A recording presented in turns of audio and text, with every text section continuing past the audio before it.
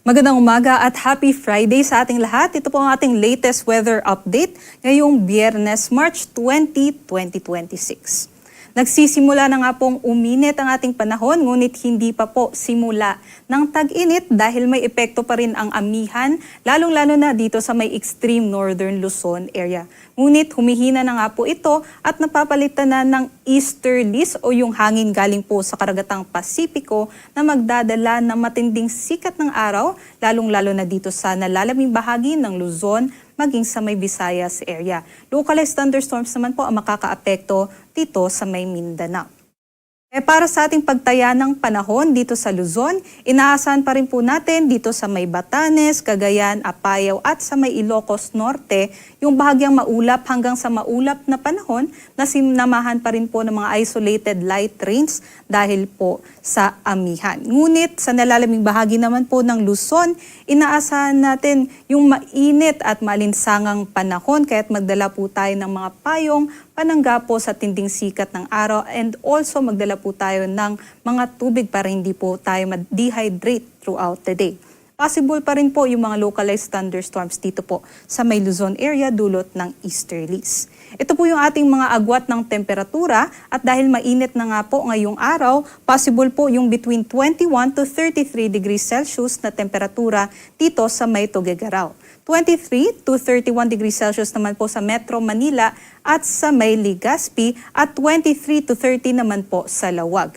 Ngunit mas mababa naman po yung temperatura natin dito sa may Tagaytay at sa may Baguio. Sa Tagaytay po 20 to 29 at sa Baguio naman 15 to 21 degrees Celsius.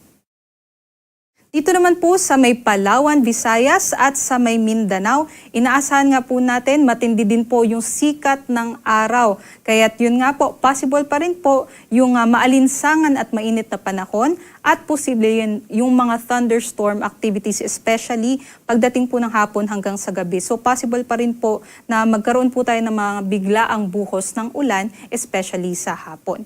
Pinakamainit po ang ating agwat ng temperatura dito po sa may Zamboanga at sa may Davao. Possible po between 23 to 34 degrees Celsius ang ating temperatura dyan. At dito naman po sa may Palawan, Visayas at sa may Northern Mindanao area, possible naman po maglaro yung ating temperatura between 24 to 32 degrees Celsius. Ito po yung mga air temperature lamang. Iba pa po yung damang init o yung heat index. Ito pong heat index ay kombinasyon na ng alinsangan o halumigmig o moisture at pati ng air temperature. Kaya't mas aakyat pa yung damang init natin dito sa may Metro Manila, 33 to 34 degrees Celsius po yung ating na-record kahapon at pinakamataas naman po yung heat index natin sa may Cotabato City, Maguindanao hanggang 40 degrees Celsius po ang kanilang damang init kahapon. Ganon din po ang ating magiging heat index ngayong araw. Kaya't malaking bahagi nga po ng ating bansa,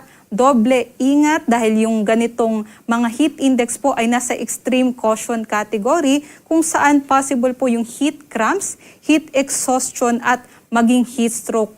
Kung magbabad po tayo sa tirik ng araw, lalong-lalo na po sa tanghali hanggang sa hapon, doble ingat po sa ating mga kababayan dyan. Para naman po sa kalagayan ng ating karagatan, wala po tayong gale warning kaya't malayo din po makakapaglayag yung ating mga kababayan. At within the next 4 to 5 days, wala din po tayong nakikita na low pressure area o bagyo na mamumuo sa loob at labas ng ating area of responsibility. Dito po sa Kalakhang, Maynila, ang araw po ay sisikat mamayang 6:01 a.m. at lulubog naman po mamayang 6:07 p.m. Para sa mga karagdagang impormasyon, bisitahin naman po ang ating social media accounts at para sa mas detalyadong impormasyon, bisitahin ang ating website pag-asa.dosc.gov.ph at panahon.gov.ph. Muli, ito po si Lian Loreto. Mag-ingat po ang ating mga kababayan.